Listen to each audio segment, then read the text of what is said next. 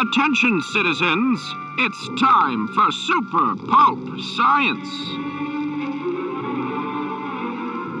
We are continuing our panel recordings from KeyCon 42. We have a number of people here on our discussion about sword and sorcery. And before we started recording, dear listeners, we were talking about how to maintain momentum in the draft. So I want to just reiterate the wisdom that Chadwick has brought to us. On our panel, we have Jonathan Ball, GMB Kamichak, Chadwick Ginther, and James Gillespie, and we're going to be talking about how we write our sword and sorcery stories. But some of the members in the crowd, you can make a noise right now, say hello. Hi. Yeah, hello. Leo, have been asking how do we maintain some of the momentum in just getting the draft done. So why don't you reiterate your magic trick, Chadwick? I never stop writing at the end of a chapter because by the time I finished a chapter, I know pretty much precisely what the next moment is going to be. So I carry that over, write that opening paragraph of whatever the next chapter will be. Then I have a place to start that's already in motion. And that overcomes some of the inertia of how do I start this? Yeah, what do I do now? And that carries over with short stories as well. If you don't have time to finish it in a draft, I don't like ending on a scene break. I like to get into the next scene so that I still am carrying that. You have to follow your res, right? Like something to kind of get. So one of the things that we're going to talk about here for the next hour or maybe slightly under is the notion that sword and sorcery has a set of conventions that we have in some ways subverted in the shared world. Some things that we've said that doesn't interest us. Other things we've clung to desperately, like a life raft, in order for the stories that we've all written together to be able to be called a shared world. We've created a protocol, if you will, for how our stories all fit together. And I thought we'd share some of that. And then also just talk about some of the elements that go into the actual craft of the writing, from the brainstorming to the rewriting to the deep despair to the high elations, all of those steps that come in the way of writing a sword and sorcery story. But why don't we first, I'll lean on Chadwick again here for a moment, to define for the dear listener and to those present the operational definition that we will use to discuss what is sword and sorcery for the purposes of our discussion. You're going to make me try and remember what I said in the last... No, you're not allowed to look. I'll say Larry. We have said someone is here from the last time we were talking about genre, so he's supposed to give us a steely glare. There it is. Oh, if we retread anything. So you have to be new and profound. New. Oh, but I liked what I said. And I didn't hear it. Oh, there you go. There we go. Well, I believe our operational definition was mortals striving against ineffable horror. Perfect. At least that is what that's what we're doing with the Shared World project. That's right. That's not necessarily true of all sword and sorcery. Yeah, especially the horror angle. I think one of the unique, maybe it's not unique, but one of the things we've tried to do in Shared World is bring things kind of back to the pulp age a little bit, when you would have Howard pull a Lovecraft creature in. Yeah. That element has sort of gone away as everyone tries to have their own little proprietary copyrightable world. Yeah. You know? I think one of the elements in the genre here that is important to point out, at least from my perspective, is that sword and sorcery has monsters in it, but one of the genre elements is you don't have to be scared that there's a monster because you have a sword. In our shared world stories, you do have to be scared that there's a monster because you only have a sword, right? And that's not enough against these unknowable, terrible things. There's a chair here if you want. There's a chair right there. Yeah. Well, I wouldn't say that ineffable Cut horror around if I wouldn't mind. is part of sword and sorcery necessarily, but I think you're right that it's very much what we're interested in regards to sword and sorcery, because to me at least, that's just the thing that drew me to it when you guys started, right? Because I wasn't involved initially. Or perhaps like defining the differences between what would be the genre of fantasy and the genre of sword and sorcery, where there's magic, there's wizards, there are creatures and there are monsters, but we're losing some of the more magical side of things. Yeah, one thing we did in Shared World. So what we're passing around here, just for context, is copies of Shared World, our original collected anthology, and then Once Lands, which is a full-length project that I did that spun out of Shared World. Kyber, which Chadwick wrote, that spun out of that. The Thistle Grimoire, which is an unknowable manuscript that could have been written by someone inside of that world. And then an illustrated novella that Chadwick and I worked on called The Witch Knight. So I just think it's worth pointing out that when we talk about writing sword and sorcery, really what we're talking about is our biased approach to writing sword and sorcery. So I think it bears, what you were saying, James, is we set a rule around how we use magic, which is one of the things that you were talking about, is like you're working on a novel draft where you're trying to figure out what the rules of the magic are. And so one of the things we did, which is separate from what some people call Tolkienism, right? Where like there are races that are magical and they intermingle and all of these things. That's sort of a genre trope of fantasy that I don't like. I find a little bit boring now. So many people have done it. And so we tried to set some rules that if there is a monster, if there is a magical thing, it's a mutation, it's an aberration, it's something left over from a time that once had magic, and it's not a race of orcs. There's only this one thing that lives in the woods, and there's only one thing like it, and it has a history, and you don't want to know its history, but you're going to be forced to learn it in order to confront it. And the idea that magic is, you don't want to be around magic. You don't want to practice magic. It's going to destroy you or mutate you or something in some way. Will make you a target. Or make you a target. Even how it manifests is usually through some form of alchemy. There's very rarely someone with a magic wand. That's right. That'll let you just levitate and push you around. It's dirty and messy. And in my stories, and the ones that James and I co-wrote, the horror element is mostly body horror. It's like some horrible transformation is overtaking somebody. That and a lot of bug eating, which I didn't realize was people would find to be a horror element. But we have these sort of wayfarers that go traveling, and since the world is full of these like mega structures, there's also big flora and fauna. And so when he's hungry, he just picks up the loaf grub and he takes a bite out of it. Other people are like, oh my God, that was the scariest part of the book, is he ate that bug. It's the lack of preparation. It's just he just eats finding bugs. and consuming something. And yeah, we have these creatures called scuttle pears, which are like spiders with huge thoraxes that kind of have the consistency of fruit, and people just pick them up and eat them. And so I didn't realize that was gross. I thought it was kind of funny, but other people have said, no, that's scarier than the fact that there's a citadel built around a tumor in your story. Some boutiques like HP Polo Drafts, like with your idea of like, you know, you don't want to know what the monsters are, you don't want to know what the magic is, because in like Call of Cthulhu, the idea is the more you know, the more you learn about the creatures, you kind of start falling into insanity. Exactly right. Yeah. The less you want to know. Yeah.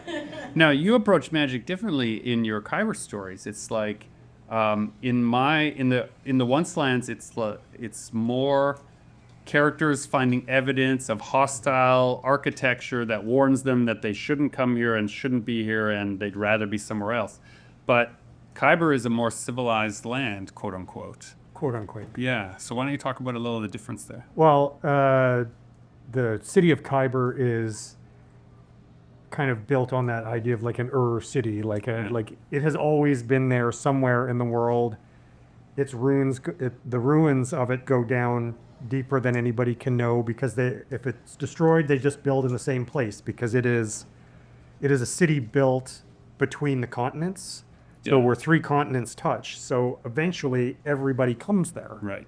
Yeah. And so no matter how destroyed it is, it becomes refounded. So there's a depth of traditions and old lore, and not that anything hasn't been lost. Yeah. But much of it is being continually rediscovered and reinvented and reapplied. They're escaped prisoners. Everyone. Thieves, bandits, fighters, and brawlers. When I was doing the front matter map for Kyber, I kept reading some of these descriptions that you had in there and changing the scale. I'd be like, Kyber's done. And I'd be like, no, it's not crowded enough. And then I'd shrink it a little bit and then crowd in more lines and then crowd in more ruins and then crowd in more crumbled wall. And it just kept like pressing. I just tried to do that also with the map. So when you guys are looking through Kyber, one of the reasons why the map of the city seems like, why would anyone want to live there, right? Is just because I'm trying to show the city all the way to its edges, which is quite huge, but then also the idea that there's this construction that presses in on itself constantly. You had something you I was going to ask about the bugs because do you worry about biology? Yeah. For example, the reason we eat animals, we eat the muscles, the meat. Mm-hmm. You don't want to eat the intestines. Right. Yeah, and a bug is mostly intestines. The back end of a bug is mostly Yeah. intestines, except for things like arthropods, like, say, shrimp and lobsters, where they're all segments Yeah. all the way down. Yeah. So there's a lot of muscle to move those segments. So this is what we mostly describe as these muscly kind of in the once lands, this area in the shared world where ancient civilizations have risen and fallen. The leftover alchemy of those things has gone into the soil and into the creatures. And so a mixture of certain flora and fauna. So some of the bugs have plant-like nutritional elements and some of them have meat-like nutrition. Some of them have human eyes, you know. Where'd those come from? Did they grow those or have they been carrying them around for a while? So there's all of these like elements that I'm not interested in explaining. I simply want the main character of the story to not be bothered by any of that. It's so normal to him. And one of the characters anyway, Trutha, is so massive that he just constantly have to be ingesting nutrients all the time. And so one of the, how do I do that and make it interesting in the book? I was like, well, what if the bugs were big enough and nutritious enough that he never worries about carrying food or hunting for it? He can just always find something that no one else would eat and put it in his mouth. Right? And that itself created a character element. So when you're asking what are the rules of your magic, your sword fighting, what are the worlds, that's less interesting to me than what is a character, what kind of character eats bugs and doesn't even think about it. I hate to repeat something, but I was saying like, Look at the face. I think the key of world building thing is just a morass. All that matters is the story. That's backstory. Backstory isn't the story. That's right. All that matters is what is this guy doing right now. Yeah. Now, once you set what he's doing right now, and once you set what's in that room, then you got to abide by the rules of it, and consistency. That becomes part of your world building, but you don't need to build it ahead of time. Mm-hmm. None of the stuff that they're not doing right now matters at all. The reader will never learn it, and if they do learn it, it doesn't matter. And we drop hints as we're going along. For instance, the characters that we're talking about are the Van. And in that world of sword and sorcery, we live in a world of sort of an Iron Age where people are using metal implements, but they've rejected, and it's discussed that they rejected the foremost technologies available to them and have moved back out into the wilderness. And so if they're eating it, they know that it's good. They live amongst those things and they consume. So even though you shouldn't consume every insect, they know the ones that are safe. Just trust it. But the point is, you'd have enough of the backstory story to say this is why it's okay. And a good guidepost, I think, when you're writing anything that is not real, is plausibility trumps realism in favor of character. Right? And so it's plausible that a person could live on bugs. That's enough. That's enough of a real. And then later, if the story's interesting and you're writing more, when you're in the second, third draft problem, you can be like, well, maybe I should mention that they know the difference between the poisonous bugs and they could trick someone else. Like, it immediately becomes a story point. Mm-hmm. Oh, yes, eat that one. Eat the blue one. Yeah, eat that blue one. It's good for you. There's an already there. I know. It's just had it. I'll cut more world building than I'll ever leave on the page. 100%. Because sometimes you need to think that through and you put it in the story, but it just kills the momentum of the story. But now you've thought that through. Yeah. you can distill all of that world building that you cut, whether it's a paragraph, whether it's a page, down to one line that tells the reader what they need to know and leaves them with the mystery where they can get to the solution that is in your head, but it also allows them to think of other things that aren't wrong. In the Shelled City portion of Oncelands, I cut 5,000 words of the siege, which had nothing to do with why the character was there. I thought it was so interesting and so cool, and I started writing all these characters and then these armies and this stuff, and then I was like, well, would he care? If he's the point of view character, I kept having to figure out ways that he could witness, be somewhere to see and know, and then I realized I was just shoehorning it all in. It's more interesting if the breaking of the siege spills in and interrupts his story, which has nothing to do with why he was in the city. And that I cut 5,000. One of my favorite bits. This was in. It's not explicitly sword and sorcery, but it touches on it a little bit. Was in Roger Zelazny's Nine Princes in Amber. There's a scene near the end when two of the brothers are besieging the immortal city of Amber, and they're making their way up this stairwell, fighting against the armies of the city. And it finally gets down to just their army is gone, and it's just one of the princes, and it tells you how good he is. He's up against the army of his homeland, and it just says, and they died, and they died, and they died. Amazing. And it, how long did that fight go on? Yeah. It went on long enough for him to kill his way through an army and get to the top. Yeah. Right? Yeah. And you don't died, and they died, and they died. Yeah. It's But you don't have pages and pages and pages of every single sword swing. Kills momentum when you're writing. What kills it is doing fake work. And fake work is that kind of world building that doesn't matter, where you come up with 100 monsters. There's only going to be one monster they fight. Yeah. Yeah, absolutely true. We often, when we were figuring out what the rules of the shared world were, we kept saying, literally, who cares? Right? And that wasn't we shouldn't care, but which character in the story cares about the answer? And that started to underpin the writing that our point of view characters are unreliable narrators. And so the facts that connect our shared world stories are that in Khyber, they think some things about the Oncelands, the same way France thinks things about England in the 13th century that aren't true, but they believe it to be true. And so we didn't bother ourselves with whether we had fact-checked each other's versions of the lands we were talking about. We just accepted that people think wrong things about other places all the time. But if they're walking through the land, now it's set. Yeah. You made the differences a literary intention. Sure, yeah. This was an intentional thing. Yeah.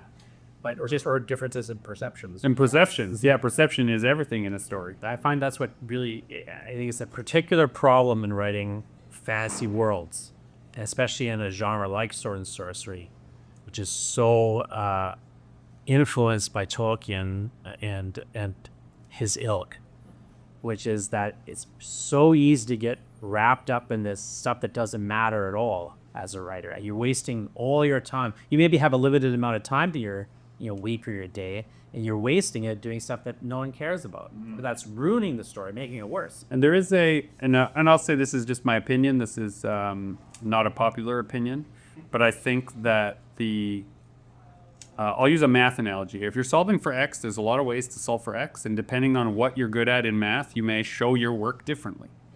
And so when people like world building, instead, they know that they're going to be compared to Tolkien. So you can't send all your characters, your small characters that we're going to get to know on the way, on a quest, because everyone will be like, oh, well, we've read that story. So I think that what happened is we started this shifting point of view of all these different characters in the world, where every chapter is from another character's point of view, simply so that people who liked world building had a way to show it. And then you have to read 1,000 pages of world building to figure out that the characters finally arrived together somewhere. And the last chapter is the interesting one. And in many, I won't name any of them, but in many I've read recently, the first 2 chapters and the last 2 chapters are all I needed. I could have skipped all the other multi-point of view stuff that led along the way, because it was just telling me what kind of money they use and why, and what magic school taught someone how to throw lightning. I don't need, like, that's not, to me as a reader, as exciting as they're throwing lightning. What is the cost of that? He gave his life for us. It was my only family. We're your family now. I always make fun of superhero movies. That's right. But I always say, like, the hell of these movies is you getting a team together. You know, where it's like they'll spend an hour getting the team together, whereas in the comics they would say Avengers assemble, and then the next panel they'd all be together. Yeah. Then they'd go on an adventure. Like, that's what you want, is the Avengers should be doing something. Come on in. We'll figure out a way. Now, it's different if that is how you build momentum as a writer. Some people, they love that kind of thing, and that's what gets them excited. That's what gets them in their desk. That's what gets them at the computer. That's what gets them working. And that's different, and that's fine. Yeah. What is becoming an impediment, though, to, like, producing your story is where I think it becomes a problem. Which brings us back around to the idea when you're writing Sword and Sorcery. For those of you who are just arriving, one of the things we're talking about is how you build the genre, how do you keep momentum in your story. And one of the things we said, not facetiously, is who cares? And you have to ask yourself in your draft, which is the character that actually cares about the knowledge that you are presenting, and make it a point of view importance in the writing.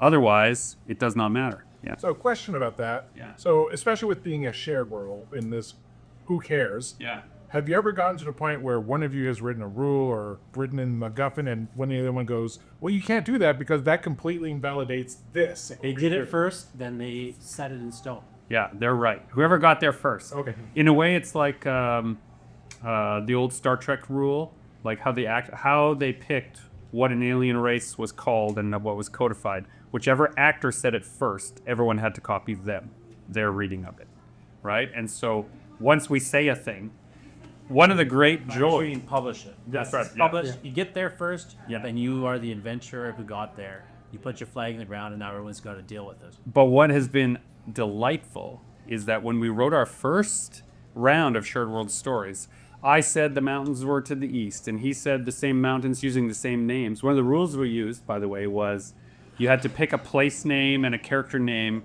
from someone else's story and use it colloquially in your own story. You didn't have to match how they used it. You just had to use it. Just to create the lake. And so then what happened was we would say these mountains were east and those mountains were west and this land was this way.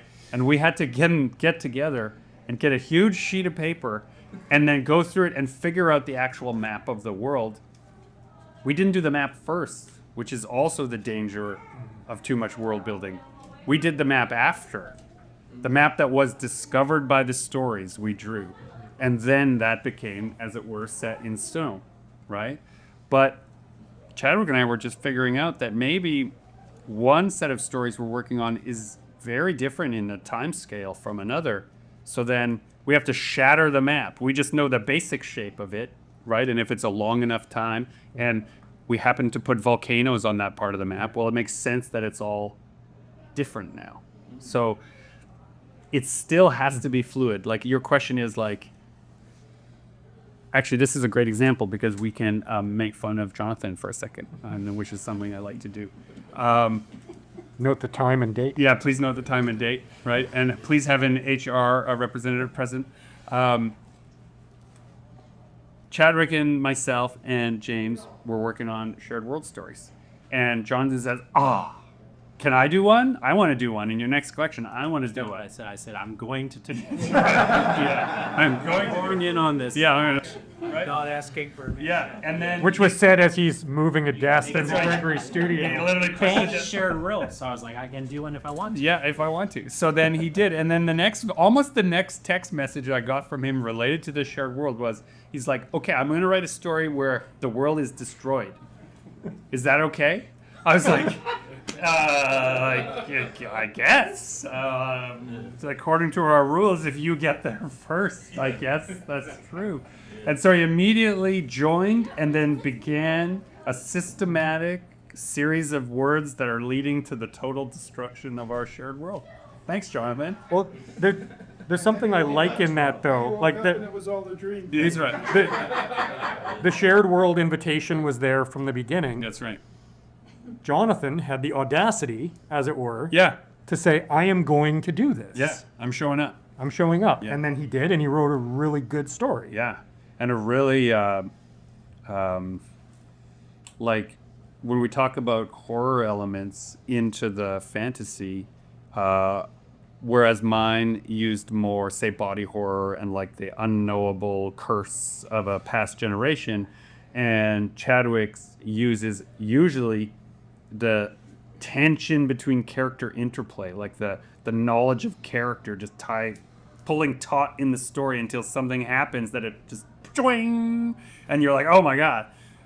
Jonathan's like, what I'll do is I'll start a story where a woman is slowly sectioning up a small child into chewable portions, and I don't need to do anything more than that to make my story completely other. Like, it's such a great first chapter to just pull you immediately into a world of why, right? Who cares? Why is this a character that I, the reader, should care about? This is the main kid. This is the hero of the story. It's like begins by eating a child, right? And so this is the kind of person who can destroy a world, right? Can take the thing, our baby, our literal baby, and carve it up into bite-sized chewable pieces for his own enjoyment, right? I just think it's so wonderful.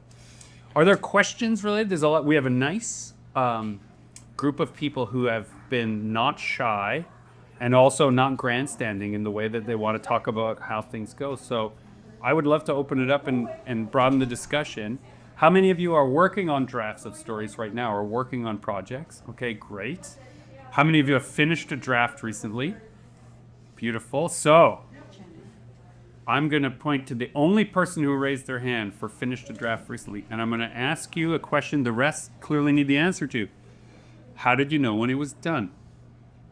I had an idea of where I wanted to end it. I had a very specific end scene in mind. So it was a point of taking my story and my characters to that end scene. So those of you who are working on your drafts, do you know what the end is? So what I would... Well, so here's my unsolicited advice. Oh, maybe solicited. You came to our panel, right? You like writing. And the reason you don't want to finish your drafts is you think you don't get to keep writing. I hate endings. Right? That is my problem. Yeah. But I think there becomes a fear that if I stop this project, maybe I won't start another one. And I think you have to just recognize that what you are writers. And in order to be a writer, a story has a beginning, middle, and end. And so if you want to complete the process, finish a story and start another one, it doesn't mean you're not going to rewrite that early story. Right? You get to write forever until you don't, right? So we're going to do a test now. This is a critical test. All right? I'm going to make everyone on the panel answer the question first so that you know the rules. The rules are this. You're going to sum up your story, your complete story project, in just 1 or 2 sentences. What is it about? Jonathan. Story of what story are you talking about? What is Draxus about? Draxus wants to know who are the true gods. That's all she wants, is to know who is the true god. Perfect. Chadwick, what's Kyber about? What's Kyber about?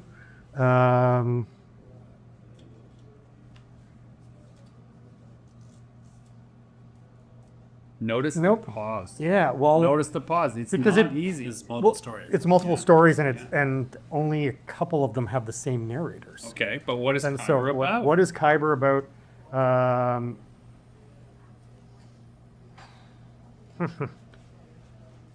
So Kyber is what happens when a city is wrong. Oh. Okay, so here's what I want to point out to all of you who are like, oh my God, is he going to make me do this too? Chadwick, who we routinely call the best of us, right, was the most hard-pressed to answer what his story was about. But he didn't give me an excuse that went on forever. He said, well, it's these characters and it's this. Okay, fine, I'll answer the goddamn question. It's about what happens when a city is wrong. And why we didn't know that to put it on the back or on the front. The next edition of... We'll never ask her. That's a very good line. That's the best slug line we've ever come up with for this, and it happened here at Kikon. Mark the date and time. We shall see about that, old man. We'll see about that. No, that's a recipe for hot fudge sauce. What's Oncelands about? It's harnessing the power of the spirits to combat the ever-looming threat of the elder gods. Fucking awesome. I'd read that book. Yeah. So, who's next? I'm picking on you. Sure. Yeah. Well, the story I'm currently working on, I usually, like, the elevator pitch is like Harry Potter meets The Office, kind of. Amazing. Well, what's it about? What's it about? Basically, it's like a supernatural NGO that's trying to... Yeah, and make peace between humans and supernaturals with a very limited budget. That's great. The limited budget's chaos is the perfect premise. That is perfect and beautiful. All right, what other brave souls are in the room? Yes, go for it. So mine is a group of people who were brought together for each had their own individual reasons, and then they end up having to save the world and themselves. And themselves. They can't sacrifice themselves? Is that a condition of your story? It's more so they have their own goals and wishes and dreams, and it's kind of like the spin-off of a D&D adventure. Why are you the party throwing yourself into battle after things that you could die? Why would you risk it? Yeah. Yeah. So it's kind of the idea that, yes, they're going to save the world, but they're going to also try and figure out how to save themselves in the end. Beautiful. Elevator Dungeon actually meets Food Wars. Okay. Can a young woman from a broken legacy family make her own way through the cutthroat culinary kitchen world? But a legacy, like a legacy chef in a fantasy setting. Yep. Interesting. All right. Some of the other... If you haven't read it, you should try Food for the Gods by Karen Dudley. It's about Pelops from Greek mythology as a celebrity chef in Athens. Oh, that sounds awesome. It's fantastic. Yeah, delightful. Delightful. Are there any other brave souls that want to share what their story is about? Okay. Mine is basically post-apocalyptic, where the old gods, like Greek, Norse, Celtic, have reclaimed the planet. Ooh, took it back. Yeah. Beautiful. Anyone else? Brave souls? Brave souls? Yeah, sure. Yes. It's about city that stole the sun from the sky to power themselves. Look at that. Look at that. I knew as soon as you were saying it, I'm like, John is going to like this. I to see him nodding. Yes. Are other people unable to have the sun? They have the way I often think about it is that, well, yeah, they don't have the sun, but they have to like sight because he's in it away from the appear. Yes, to have to take the city to get power and light. That's great.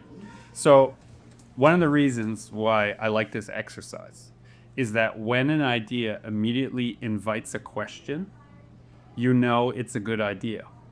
If the silence can only be filled by further explanation, I often feel the idea has not been refined, right? You don't actually know what your story is about because you're not comfortable with the questions. But a good story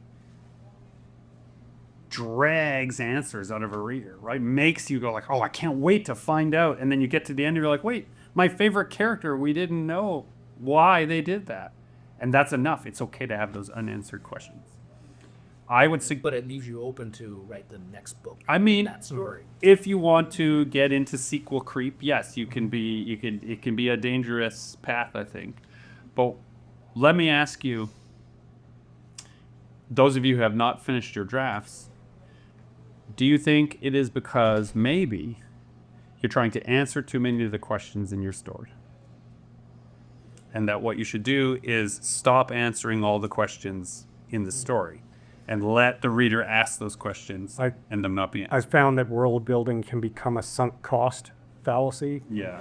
I've put so much work into this world I built, like I've got to find somewhere to put this thing. Yeah. And sometimes it's enough that you know it. Like there's been stories where I write until I know what the ending is. Yeah. And I don't finish it because I know what the ending is, and that was enough for me. Yeah. I was talking to someone once who's going through the whole money system in their world, like what, how many this makes the bad and all this stuff.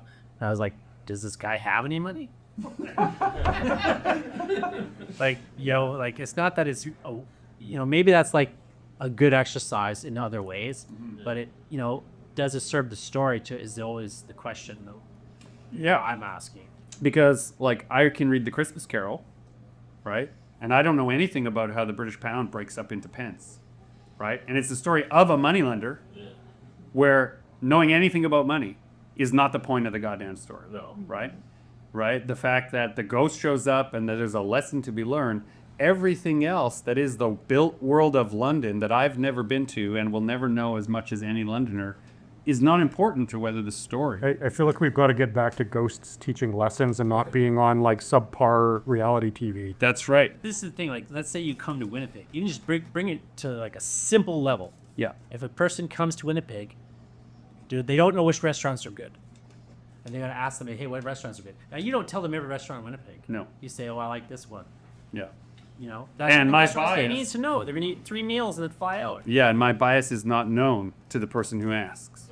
And so your characters aren't aware of the biases that are known to their characters. Friends, restaurant. Yeah. They don't know you hate the guy across the street. Yeah. But I went to a science fiction convention where Modessa was giving us a talk. Yeah. And he used to be an economist before he started writing stories. And his first few books in his fantasy universe, they're keeping track of the money. And Yeah. at this point, he made this, and this speech was, people think that your basic knight errant travels with a golden Visa card because it costs a lot of money to move around. You have to pay for an inn every night. So you have to carry that money in cash because, so he goes through the whole thing of like, this guy's barely got any money and he's counting every penny every time he buys something, and he's got to make some money somehow. But And you know who's Great detail. Yeah, but you know who is qualified to write that detail? A former economist. Yeah. Right? They'll write it in a way that the good parts show up. I think that's like in The Martian, when it matters how many potatoes he has. Yeah. That's directly pertinent to the story. Otherwise, who cares how many potatoes? Yeah, who cares in this case? He cares. He cares greatly how many potatoes there He has one of two amounts. That's not enough or enough. Yeah, or enough, yeah. But the other part, I guess, with the Modessa stories was he makes a point of bringing this out so that it has to become part of the story. It has to become part of the story. Otherwise, it's serving no purpose, and it's like you say, it's the sum cost is not relatable. You asked a question about, did anyone ever write anything and then one of us said, oh, or you ruined it. A mistake has created an entire mythology in our shared world. The moon. You want to tell the story of the secret moon? Well, I feel like I wrote it as it could have been interpreted as one of two ways. That it was the second full moon of the month, what we would call a blue moon, or it is a second full moon. Full moon. And when I read his draft, I thought he meant there's a second, they then meet when the second moon is out, right? Like that there's a moon that everyone sees normally, and then once in a while, there's another moon that's orbits and is on, and I was like, that is so cool. And an entire thing spilled out of me, and I wrote all this stuff about the secret moon and all this stuff, and then Chadwick said to me like, oh, that stuff's cool. I was like, what do you mean? That's your idea. That's your idea. And he's like, no, just the second moon in the month. I was like, oh, that makes a lot more sense now in the story. But now the subtitle for my next collection is Stories from the Secret Moon. Right. And so, you just lean into it. Yeah. Right? Just don't tell yourself, oh, I have to rewrite that. You get yourself to the end of the story and ask yourself which character cared the most about what details, and are there enough of those details in the story that there's clarity for the reader as to why they did the things they did. And taking the idea to its end. Yeah. Of, is it more interesting that it's just another full moon in the same month, or is it more interesting that there is a previously undiscussed second moon to this world, and what does it mean? And I was so, it fit for me. I'll just digress for a minute. It fit for me in the stories that James and I were working on. The idea that I don't like, this is just in my own taste, I don't like the idea of another dimension being where the gods are from. I want them to be from a place, right? And so either they live below ground, or they live on that mountain, or they live in the crack in the earth, whatever that place is. Transcona. Right, or in Transcona. That's right. Among the flamingos, with their baleful eyes and their pink flesh. Sorry, I digressed again. When you had this other moon, suddenly I had a prison for the gods that had shattered, and I had a source for the meteorites that were landing. We had written all this stuff about meteorites and the Stone Age people chipping them into weapons to use against the creatures, and only these certain rocks and stones, these sky metal pieces, could be used that way. But we had no explanation for it, or really any source. But I was convinced that my Stone Age people actually were technologically quite advanced. They knew what planets were, they knew what stars were, and they knew that mythologies were technology. They were a story to make people do what you wanted. And so the idea that there was a moon that was visible sometimes suddenly filled so many gaps in my own mythology. And everything I just told you, we've never written into the stories overtly. They're just fragments of it. So the world building part that we just discussed does not exist in the story in one piece of explanation. It's just the rational explanation for the events of the story that we've decided could be true. But whoever gets to that moon first, I guess, makes it real. How many wives does he have? About 7 or 8 at the last count. Well, he's a traveling man, you see. He covers a lot of ground. Who cares? They care. Like a Stone Age person cares what stone they use. And if certain stones work against certain monsters, then where do they find those stones? And who knows where they fall? Well, only a person who can track the orbits of objects in the sky could do that. Well, that's not a person who believes that the stars are campfires far away. That's a person who knows what a star is and knows that something reflecting light is different than something creating light, right? Yeah, whereas my character, her culture believes that the stars are other worlds that have been set afire by the gods when they came here. And they hate his culture's peoples. So in the Once Land stories, the Vanni have a person that they use as a swear, kind of like evoking the devil. They talk about Draxus, who still walks. And that's Jonathan's character. We don't know why that's necessarily true. That was the one intrusion. I edited to add that line into his story. Yeah. He's like, I added a rewrite in your story. What do you think about this line? I was like, that's cool. What does it mean? He goes, just don't you worry. I just wanted to premise the idea that that's probably the only time we really interfered with one of those story in the sense that and they agreed to it, but like, just because I wanted to seed the idea that everyone hates my character for what you're going to learn about. Like she tried to on a mythological level. On a mythological level, yeah. It's a curse. Her name is a curse. There's a glossary in the Once Lands book, and in it they have Draxus, because it's just a name that's dropped here and there. It's never explained who she is. Right. So in the glossary it says, a hated warrior of ancient times. That's right. Yeah. Draxus. And from our point of view, when a request like that comes in, the answer is just like, why not? Why Let's not? just see what happens. Yeah, why not? Who cares, right? But you take that seriously, right? Well, also, it's not an intrusion coming from an editor that we've never met in person. That's right. This is a person that we trust that has the best interest, not of us necessarily, but of the story in mind.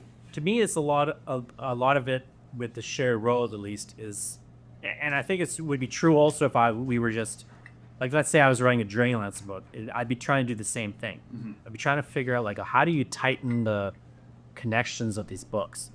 How you could just kind of wind it a little closer together. To me, that's interesting world building, is where there's a thing that has appeared in one story, and it actually has a ramification in another story. Yeah, but not an explanation. Not an explanation. A ramification. Yeah. And I think there's a big distinction there. When we were building the map, you'll appreciate this story because Chadwick is, of course, outsmarted all of us again in the shared world. We're placing, this mountain over here, and the Once Lands must be there, or therefore, and this maelstrom, we'll just tuck it over here, and where's the ocean? And I go, well, where would Kyber be? And he goes, well, right in the middle. I was like, why? He's like, it should be in the middle of all the continents. We're like, why? He's like, so eventually all your stories have to go there. Right? He's like, it'll make Kyber the most important book in the whole shared world. And he's like, that's why it should go in the middle of the map. But he wasn't wrong in that the explanation for there being a place where all cultures eventually have friction, but require the passage for commerce, for culture, for literal diaspora, gives us such a rich place to fill with cool stories over time. Location. Yeah, location. Yeah, he definitely picked the location. My character just has to but a Kyber because, you know, she needs to find this other, she's chasing this other person that she needs to go to Kyber to get information and to make her trades. And it's very clear that she hates Kyber. She hates that she has to go there. Everyone there hates her. You know? But, you know, this is just where it's like, you know, New York. It's like it's where everyone goes at some point, or it's like LA, or it's like one of those melting pot, you know, places that everyone funnels through. If they're in this industry or whatever, they just have to kind of end up here at some point.